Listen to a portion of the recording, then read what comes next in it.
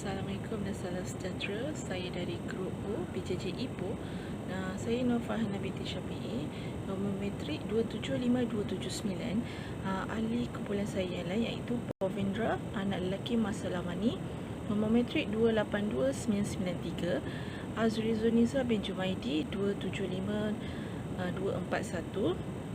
Monica anak perempuan Ravichandran 282947 dan Gisha Tini anak perempuan Magiswaran 282769. Latar belakang program.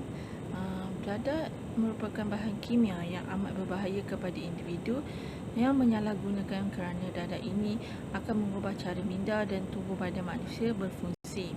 Penyalahan gunaan dadah merupakan sesuatu yang amat berbahaya kepada masyarakat manusia, sama ada dari segi rohani maupun jasmani. Amalan ini didapati semakin berluasa dan amat membimbangkan dalam masyarakat seluruh dunia, termasuk negara kita Malaysia. Kerosakan akibat gejala dadah ini sangatlah besar. Ancamannya bukan sahaja kepada diri penagih, bahkan seluruh ahli keluarga, jiran tetangga, masyarakat dan negara. Ia bukan sahaja menghilangkan kewarasan akal, melenyapkan keharmonian, menghancurkan kegembiraan, malah akan diwarnai dengan tangisan dan penyelesaian berpanjangan. Objektif program. Di penghujung program ini, peserta program berjaya meningkatkan ilmu pengetahuan masyarakat pelbagai lapisan umur akan bahayanya bahan terlarang iaitu dadah, memberi kesedaran masyarakat akan kesan buruk dan sampingan dalam pengambilan dadah, menyemai dan menanam sikap membenci dan menjauhkan diri daripada dadah dengan slogan kata tidak pada dadah, memberi alternatif program hidup sihat tanpa dadah kepada masyarakat. Latar belakang peserta program. Program kami dihadiri seramai 21 orang yang berdaftar melalui aplikasi Webex. Penganjuran program ini telah berjaya menarik minat pelbagai lapisan masyarakat untuk menghadiri webinar ini pada hari penganjuran. Bagi sasaran peserta boleh dianggap tidak berjaya kerana kurang daripada sasaran yang telah ditetapkan iaitu seramai 40 orang. Kami hanya mendapat 51%. Yang pertama, mengenai rakan strategik.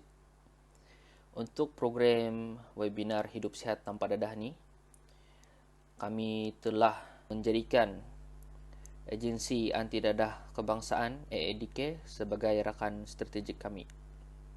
Ini adalah kerana mereka merupakan agensi kerajaan yang pakar dalam tajuk webinar kami, iaitu Hidup Sihat Tanpa Dadah.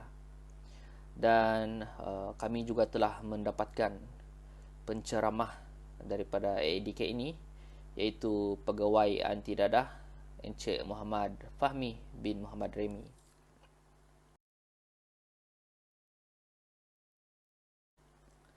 Untuk tarikh pelaksanaan dan kaedah pelaksanaan program pula, program kami dinamakan webinar Hidup Sihat Tanpa Dadah, dan tarikh yang telah kami jalankan program ini adalah pada 28 Mac 2022, iaitu hari Senin, dan waktu adalah pukul 10.30 pagi hingga pukul 12.30 hari. Dan kaedah yang kami telah jalankan adalah melalui platform online, iaitu aplikasi Webex.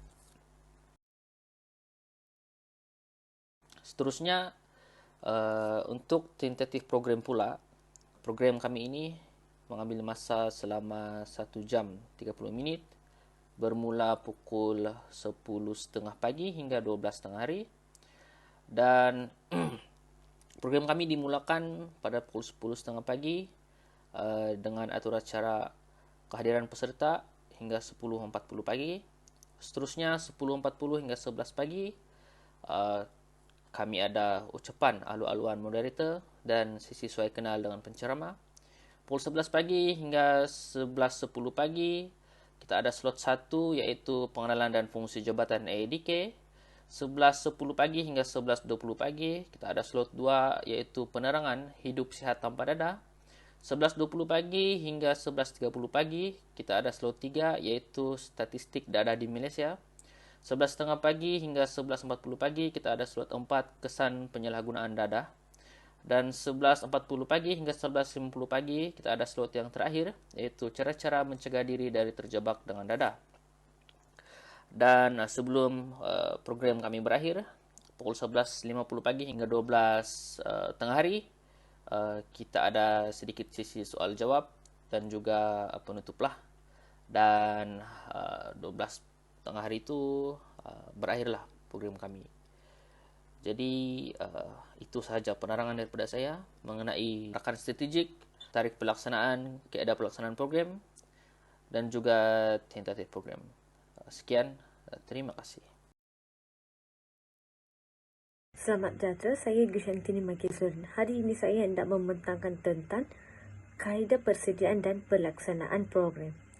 Kami memulakan proses persediaan program dengan mengadakan perbincangan sesama ahli kumpulan bagi memilih program yang sesuai. Seterusnya, kami telah melantik ahli jawatan kuasa program dan bersama-sama membuat proposal untuk memohon kebenaran pencara. Untuk bajet program kali ini, kami sebulat suara bersetuju untuk setiap ahli kumpulan menyumbangkan wang ringgit sebanyak RM10 seorang bagi menjayakan program pada kali ini. Apabila kertas kerja untuk program telah diluluskan, kami mula melakukan aktiviti promosi di setiap media sosial yang ada sebagai contoh Facebook, WhatsApp dan Instagram bagi memastikan sasaran peserta yang akan menyertai program tersebut akan tercapai. Semasa program ini berlangsung, program telah mengalami kelewatan dimulakan disebabkan oleh masalah teknikal. Program ini juga telah mengalami perubahan tarikh dan masa iaitu sepatutnya diadakan pada 17 Mac jam 9 malam telah dipindah kepada 28 Mac jam 10.30 pagi atas permintaan penceramah. Program telah dimulakan pada pukul 10.30 pagi dan pengacara memulakan majlis dengan kata aluan dan sesi pengenalan penceramah. Panel jemputan merupakan pegawai agensi anti dadah kebangsaan iaitu Encik Muhammad Fahmi bin Muhammad Raimi. Beliau telah menyampaikan sebanyak 5 slot iaitu slot pertama iaitu dengan tajuk pengenalan dan fungsi jabatan AADK. Slot keduanya ialah tajuk penerangan hidup sihat tanpa dadah. Slot ketiga statistik dadah di Malaysia. Slot keempat kesan penyalahgunaan dadah dan yang terakhirnya ialah cara-cara mencegah diri dari terjebak dengan dadah. Program ini telah berakhir pada pukul 12 tengah hari. Seterusnya, strategi promosi. Kami telah menggunakan strategi promosi melalui platform media sosial yang ada seperti Facebook, WhatsApp dan Instagram.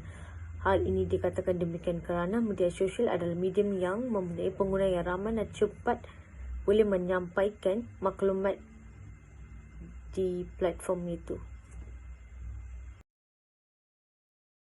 Jawatan kuasa program.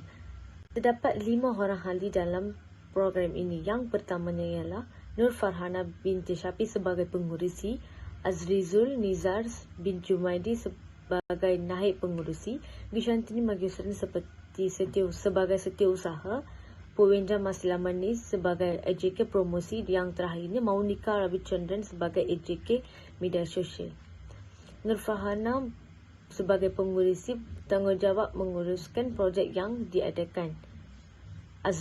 Azrizul Nizar bin Jumaidi sebagai pengatur mesyuarat dan taklimat untuk program yang diadakan. Gushantini sebagai setiausaha menyediakan kertas kerja program. Puwendra Maslamani sebagai AJK promosi menyediakan poster untuk program ini.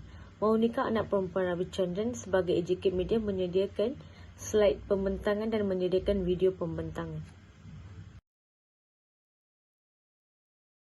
Selamat sejahtera, saya Puwendra dan saya akan sambungkan dengan sumber pendapatan, perbelanjaan dan impak program ini.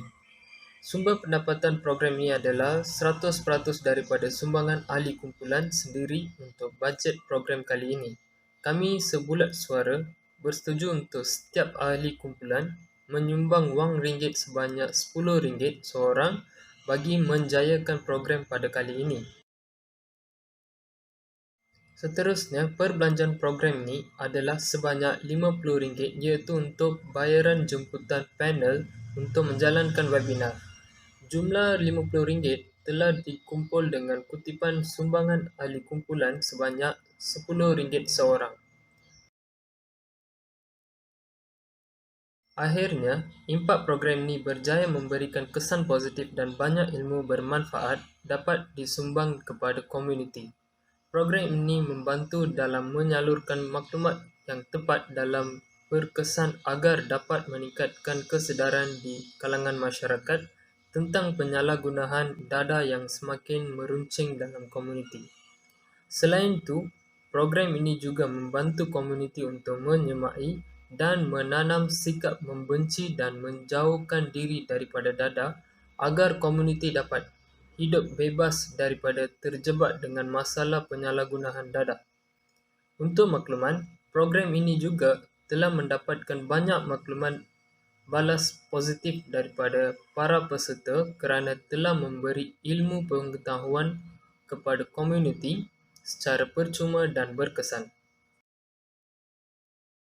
Selamat sejahtera, nama saya Monica Rawachandran. Saya akan membincangkan tentang perbincangan penyalahgunaan data. Penyalahgunaan data terlarang melibatkan perlakuan yang berulang-ulang atau penggunaan data yang berlebihan. Ia akan mendatangkan perasaan gembira yang melampau ataupun ketagih bertujuan untuk lari daripada kenyataan. Penagih data akan menghabiskan masa untuk melakukan aktiviti seperti mencari, pengedar, membeli dan menggunakan data. Selain itu, ini akan mendatangkan kesan yang amat buruk kepada diri sendiri dan juga masyarakat sekeliling. Program ini dapat memberikan manfaat kepada masyarakat dan peserta yang hadir. Cabaran dan halangan pelaksanaan program ini adalah kami tidak dapat mengadakan perbincangan secara bersemuka kerana kekangan pandemik COVID-19. Ia agak sukar untuk kami mengadakan perbincangan secara atas talian ini kerana setiap ahli kumpulan tinggal di kawasan yang berbeza. Ia mempunyai komitmen kerja pada hari bekerja dan masa untuk penyediaan serta pelaksanaan program adalah sangat terhad. Setiap masalah pasti ada jalan penyelesaiannya seperti pada masa hadapan, iaitu para pelajar atau mahasiswa perlu memilih program yang lebih menarik dan memberi kesan yang mendalam. Akhir kata, pengajuran webinar hidup sihat tanpa dada ini telah dianjurkan secara bersama mahasiswa UUM dan juga agensi anti dada kebangsaan.